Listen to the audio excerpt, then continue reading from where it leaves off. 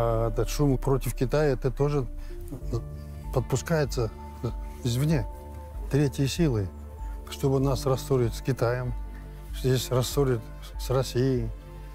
Видите как? Все это белыми нитками шито. Енді біздегілер қазір Қытай жарылқайды деп 56 завод әкелеміз деп мәз болып, оның біразы келіп қойған. Қытай орман егеді деп, атасы, мына қазақтың ата бабасынан қалған жерді Қытай орман егіп, сосын кетіп қалады екен. Қазақтар мына орманға ие болыңдар деп, егіп беріп кетіп қалады екен Қытай. Қайсы жынды сенеді осыған? Қытай келіп сенің жеріңе орман егіп, сосын қазақтар ала ғой енді, мына орманды уағында суарып тұрыңдар деп кетіп қалады екен. Бұның барлығы мына қазақ дейтін мемлекетті құртуға арналған жоспар. Қазақ дейтін халықты құртуға арналған жоспар. Қазақты құрту керек, ешкім іздеуші болмау керек, күрт сияқты жойылып кету керек, шығысын Қытай, батысын орыс алу керек. Болды. Сосын ешкімді іздемеу керек. Қазақтар тентіреп, тозып жүру керек. Болды. Сосын ары қарай өздері жаңағы Атлант пен Тынық мұхиттағы аралдарын алып 10 мың әскер керек десең 10 мың әскерімен жаңағы Еуропаның басшыларын аузын байлап қойған, жаңағы Виргин аралдар, Швейцария банктеріне тығып қойған, жетеді, тонна алтын, грамм емес. Ана қатыныңа бүйтіп алтын алып бересің ғой, бірдеңе грамм, мойнына бір жіңішке бүйтіп алтын. Ондай емес, олар алтынды тоннамен есептейді. Тоннамен есептейді. Мына бір килограмм алтыныңыздың мына кітаптың жаңағындай қалыңдығындай мынандай болады мөлшермен міне бір килограмм алтын. Бір килограмм алтын баяғыда мына Гонконгте сатылады. Кәдімгі мөлшерменен бір 60 бірдемен, қазір наға айта алмаймын, бірдеңе доллар болады ол кезде курс бойынша. Кәдімгі банкте, мына Еуропада, Америкада ақшаңды сен доллармен сақтайсың ба, килограммдап алтынмен сақтайсың ба, бәрі бар. Қолға сертификат, куәлік береді. Міне, кәдімгідей 1 килограмм алтын, 2 килограмм алтын ақша қойған соң, ол да бір валюта сияқты қаралады. Міне. Олар тонналап сақтайды. Баяғыда біз Гонконгте жұмыс жасап жүрген кезде бізге бір қазақ шыққан. Скайппен, жасырын скайппен шығып, осындай Секебай. О, қайдан білетін өмірімді білмеймін. Не болды? Гонконгке бір ақша апару керек еді. Ой, не қылған ақша әкелді бере есеп шотқа аудар. Біз енді заңды бизнестеміз ғой. Біраз алтын бар еді дейді. Ойбай, ондайға темаға кірмейміз. Жоқ. Біз осы сен Гонконгтесің. Мына скайпты қайдан алдың? Айтпайын. Кезігіп сөйлесек, жарайды онда деп, Гонконгте кезігеміз ғой сонымен. Бір қазақ, былай қарасаң, қарапайым, жөнсал киінген, бірақ енді кімсіз деп айтпайды. Маған бір кеңес берсең дейді. Ол жарайды айтайық.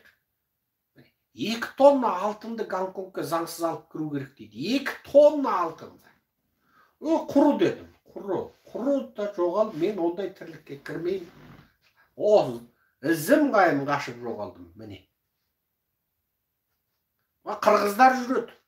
Гонконгте. Қырғыздар. Кәдім Гонконгқа барсаң, қырғыздар жүреді. Олар не дейді? Оларды ұрдаған кәдімгі. 200 килограмм алтын бар еді, соны жаңағы биржаның бағасынан арзанға сатамыз дейді. 300 килограмм алтын бар еді, соны мына Лондон биржасындағы алтынның бағасынан арзанға сатамыз дейді. Ол алтынның қайда дейсің ғой? Бір адам білмейтін бір жерде айтады. Мына ашық теңізде кезігіп береміз дейді. Ойбай, олардан қашамыз, құры дейміз, міне. Қазақтың, қырғыздың байлығын ұрдаған, мына құмтөрдің жаңағы, құмтөр деген қырғыздың алтын кені бар ғой. Міне, ұрығарлардың тірлігі осы. Ұрығарлардың, осы алтын қайда бүкіл батыс медиасын бір дүрік сүлкіндіріп алдық. Онда не дедік?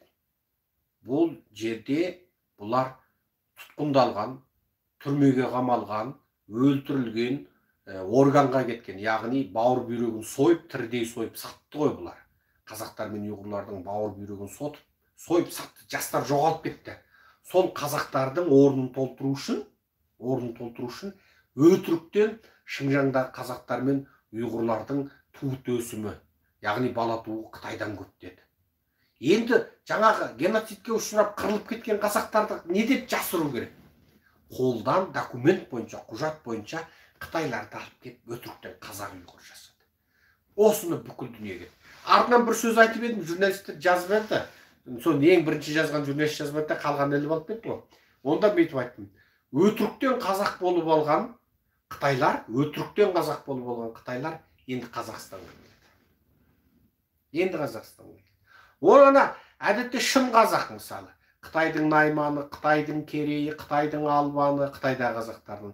Қытайда жасайтын суандар, Қытайда жасайтын жалайырлар, Қытайда жасайтын қыпшақтар, Қытайда жасайтын қожалар, Қытайда жасайтын жаңағы үйсіндер, Қытайда жасайтын мына нелер, суандар.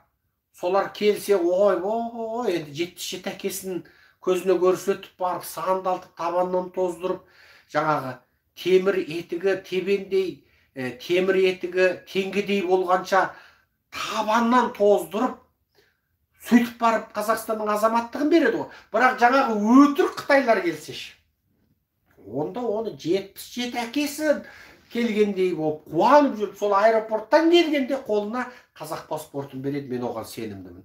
Естеріңізге салайық, осыдан бір 10 жыл ма 15 жыл бұрын Алматыдағы әуежайдан бір чемодан қазақ паспортын Пекинге тасып әкетіп бара жатқан Қытайдың қатыны ұсталады. Қытай қатын, кәдімгі Қытай. Оны біздегілер ақпаратқа білмей жариялап қарады, артынан әкелері, көкелері ұрып жоқ қылып жібереді. Бір чемодан, бірдеңке 1000 дейді.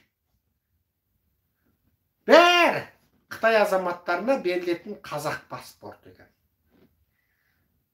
Мына Бәдигүл дейтін бір келіншек бар, мына Нұр Отанда сайлауға түсіп жүрген. Соның маған берген бір ақпараты бар.